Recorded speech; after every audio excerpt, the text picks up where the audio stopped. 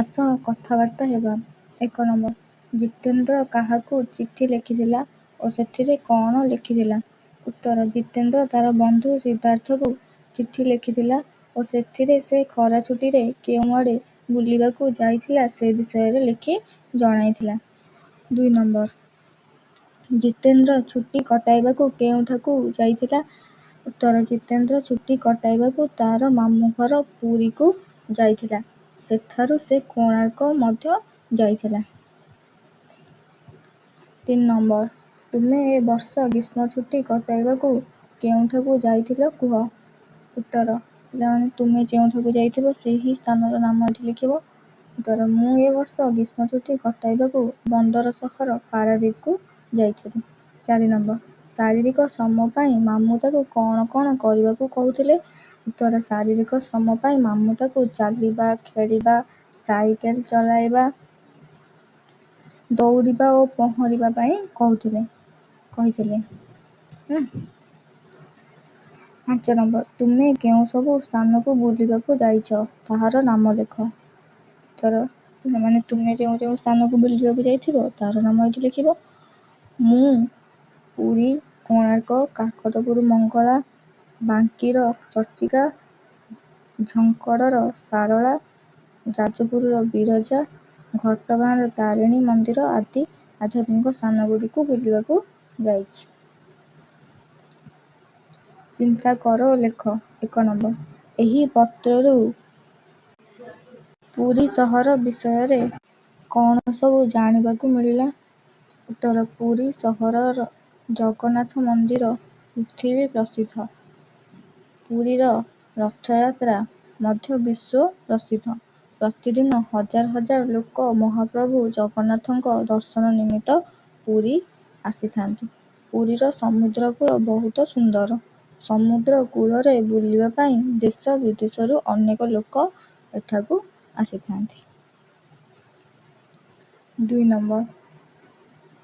ଶାରୀରିକ ପରିଶ୍ରମ କରିବା କାହିଁକି ଆବଶ୍ୟକ? ତୁମେ ପ୍ରତିଦିନ ଶାରୀରିକ ପରିଶ୍ରମ କରୁଛ କି?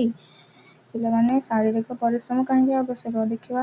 ଉତ୍ତର। ସୁସ୍ଥ ଶରୀର ପାଇଁ ଚାଲିବା, ଖେଳିବା, ଦୌଡ଼ିବା, ପହଁରିବା, ସାଇକେଲ ଚଳାଇବା ଭଳି ଶାରୀରିକ ପରିଶ୍ରମ କରିବା ଆବଶ୍ୟକ।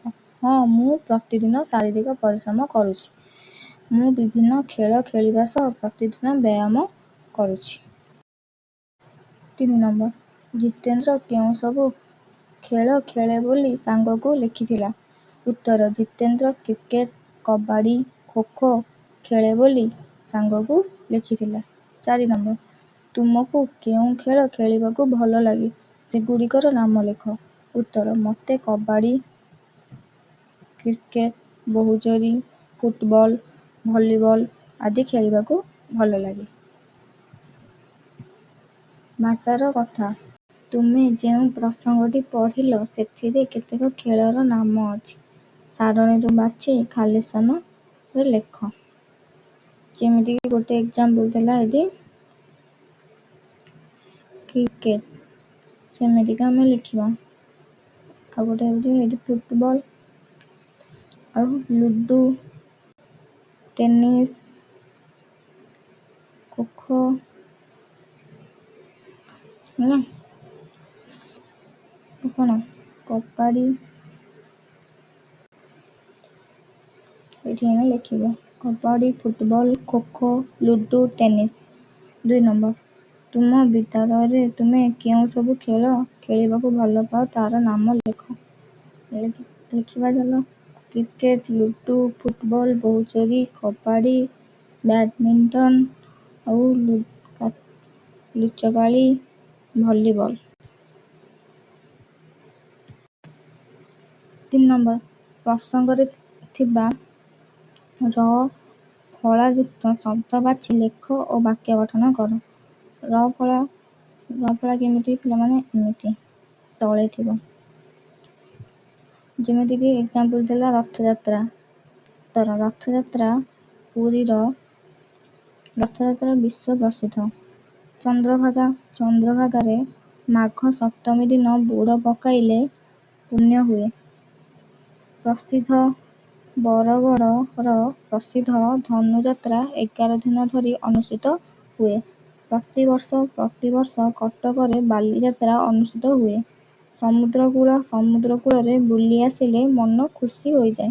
ଏକ୍ସପ୍ରେସ୍ ବାପା କୋଣାର୍କ ଏକ୍ସପ୍ରେସରେ ଦିଲ୍ଲୀ ଗଲେ। ପରିଶ୍ରମ ପ୍ରତିଦିନ ଶାରୀରିକ ପରିଶ୍ରମ କଲେ ଦେହ ସୁସ୍ଥ ରହେ। ଖ ନମ୍ବର ପତ୍ରରେ ବ୍ୟବହୃତ ହେଉଥିବା ରେଫ୍ ଯୁକ୍ତ ଶବ୍ଦକୁ ବାଛି ଲେଖ ଓ ବାକ୍ୟ ଗଠନ କର। ଯେପରି ସିଦ୍ଧାର୍ଥ ଜିତେନ୍ଦ୍ର ତା ସାଙ୍ଗ ସିଦ୍ଧାର୍ଥ ନିକଟକୁ ଚିଠି ଲେଖିଥିଲା। କୋଣାର୍କ ସୂର୍ଯ୍ୟ ମନ୍ଦିର ବିଶ୍ୱ ପ୍ରସିଦ୍ଧ ଅଟେ। ଧର୍ମପଦ 12 ବର୍ଷର ବାଳକ ଧର୍ମପଦ କୋଣାର୍କ ମନ୍ଦିର ମୁଣ୍ଡି ମାରିଥିଲା। 4 ନମ୍ବର ଶବ୍ଦର ଶେଷ ଅକ୍ଷରକୁ ନେଇ ନୂଆ ଶବ୍ଦ ଗଢ଼ ଲେଖ। ଶବ୍ଦର ଶେଷ ଅକ୍ଷର ର ଏଟାକୁ ନେଇକି ଆମେ ଆଉ ଗୋଟେ ଶବ୍ଦ ଗଢ଼ିବା। ଘର ଘରର ଶେଷ ଅକ୍ଷର ରେ ରସ, ସରେ ସଡ଼କ, କରେ କରତ, ତମସା ସାଗର ରଜତ। ତାପରେ 5 ନମ୍ବର ତଳେ ଦିଆଯାଇଥିବା କୋଠରୀରେ ନାମକୁ ବୁଝାଉଥିବା ଶବ୍ଦକୁ ଖୋଜି ରଙ୍ଗ ଦିଅ। ଯୋଉଟାକୁ ନାମକୁ ବୁଝାଉଛି କଣ ସିଦ୍ଧାର୍ଥ ନାମକୁ ବୁଝାଉଛି। ପିଲାମାନେ ତୁମେ ଏ ବକ୍ସରେ ରଙ୍ଗ ଦେବ। ତାପରେ ଜିତେନ୍ଦ୍ର ନାମକୁ ବୁଝାଉଛି। କୋଉଟା ବୁଝାଉଛି? ସିଦ୍ଧାର୍ଥ ବୁଝାଉଛି, ଜିତେନ୍ଦ୍ର ବୁଝାଉଛି। ତାପରେ ପୁରୀ ନାମକୁ ବୁଝାଉଛି, କୋଣାର୍କ, ବେଲରପା, ତାପରେ ଦେବ ଓ କଟକ ମଧ୍ୟ ନାମକୁ ବୁଝାଉଛି।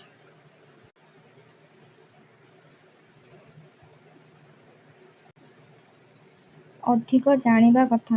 ଓଡ଼ିଶାରେ ଥିବା ପ୍ରସିଦ୍ଧ ପର୍ଯ୍ୟଟନ ସ୍ଥଳୀ ଗୁଡ଼ିକର ନାମ ଲେଖ। ଯେପରି କୋଣାର୍କ, ଲିଙ୍ଗରାଜ ମନ୍ଦିର, ଗୁପ୍ତେଶ୍ୱର। ଠିକ୍ ସେପରି ପୁରୀ, କାକଟପୁର, ବାଙ୍କୀ, ଝଙ୍କଡ଼, କଟକ, ଯାଜପୁର, ସମ୍ବଲପୁର ଓ ନୀଳମାଧବ। ଶ୍ରେଣୀ ଶିକ୍ଷକଙ୍କ ସହିତ ଆହୁରି ଆଲୋଚନା କରି ପ୍ରସିଦ୍ଧ ସ୍ଥାନ ଗୁଡ଼ିକ ବିଷୟରେ ଆଲୋଚନା କର। 2 ନମ୍ବର ତୁମ ଅଞ୍ଚଳରେ ଥିବା ପର୍ଯ୍ୟଟନ ସ୍ଥଳୀର ନାମ ଲେଖ। ଗୁରୁଜନମାନଙ୍କ ସହିତ ସାହାଯ୍ୟ ନିଅ। ତୁମ ଅଞ୍ଚଳରେ ଯେଉଁ ପର୍ଯ୍ୟଟନ ସ୍ଥଳୀ ଥିବ ସେଗୁଡ଼ିକର ନାମ ଲେଖିବ। ଯେପରିକି ବାରବାଟୀ, କଟକ, ଧବଳେଶ୍ୱର, ଆଠଗଡ଼, ସାରଳା ମନ୍ଦିର, ଝଙ୍କଡ଼ରେ ଅଛି ଗୋରଖନାଥ ମନ୍ଦିର, ଚର୍ଚ୍ଚିକା ମନ୍ଦିର, ବାଙ୍କୀ, ମାଧବ ମନ୍ଦିର ନିଆଳି, ସୂର୍ଯ୍ୟ ମନ୍ଦିର କୋଣାର୍କ, ବିରଜା ମନ୍ଦିର ଯାଜପୁର। 3 ନମ୍ବର ଯେପରି ଇଟିକିଲି ମିଟିକିଲି ଖେଳ ଗୀତ ଗାଇ ଗାଇ ଖେଳାଯାଏ, ସେହିପରି ତୁମ ଅଞ୍ଚଳର ପିଲାମାନେ କେଉଁ ସବୁ ଖେଳ ସବୁ ଗୀତ ଗାଇ ଗାଇ ଖେଳିଥାନ୍ତି ସେଗୁଡ଼ିକର ନାମ ଲେଖ। ଯେମିତିକି ଇଟିକିଲି ମିଟିକିଲି। ଠିକ୍ ସେଇଭଳି ଆଉ କେଉଁ ଖେଳ ଗୀତ ବୋଲିକି ଅନ୍ତାକ୍ଷରୀ ଆମେ ଗୀତ ବୋଲିକି ଖେଳୁଛେ। ରଜଦୋଳି ଖେଳ ରଜଦୋଳି କଟ ମଟ ମୋ ଭାଇ ମୁଣ୍ଡରେ ସୁନା ମୁକୁଟ, ଏଇଟା ଗାଇ ଗାଇ ଖେଳୁଛେ। ସେମିତି ଦୋଳି ଖେଳ ଚକା ଚକା ଭଉଁରୀ, ମାମୁଁ ଘର ଚଉଁରୀ, ଏଇଟା ବି ଗୀତ ବୋଲିକି ଖେଳୁଛେ। ପୁଚି ଖେଳ ଓ କୁମ୍ଭୀର ପାଣି ଖେଳ ଗୀତ ବୋଲିକି ଖେଳୁଛେ ଆମେ। 4 ନମ୍ବର ଚିତ୍ର ଦେଖି ତଳ କୋଠରୀରେ ଚିତ୍ର ଗୁଡ଼ିକର ନାମ ଲେଖ। ଏଇଟା କେଉଁ ଚିତ୍ର? ଏଇଟା ପୋଷ୍ଟ କାର୍ଡ଼ର ଚିତ୍ର, ଏଇଟା ମନି ଅର୍ଡ଼ରର ଚିତ୍ର, ଏଇଟା ଲଫାଫା, ଏଇଟା ଡାକ ଟିକଟ। ମନେ ରଖ ପିଲାମାନେ। ନିଜେ କର। ତୁମେ ଦଶହରା ଛୁଟି କିପରି ପାଳନ କଲ ସେ ବିଷୟରେ ବର୍ଣ୍ଣନା କରି ତୁମ ସାଙ୍ଗ ନିକଟକୁ ପତ୍ର ଲେଖ।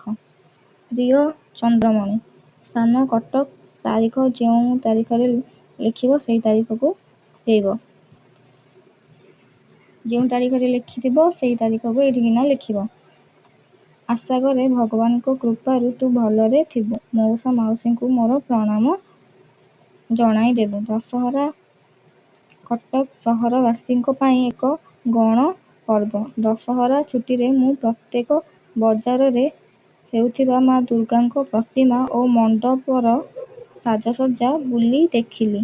ଗହଳି ଭିତରେ ବୁଲିବା ଓ ଖିଆପିଆ କରିବାକୁ ମଜା ଲାଗୁଥିଲା। ତୁ ଦଶହରା ଛୁଟି କିପରି କଟାଇଲୁ ଚିଠି ଲେଖି ଜଣାଇବୁ। ଇତି ତୁମର ବନ୍ଧୁ ଦେବା।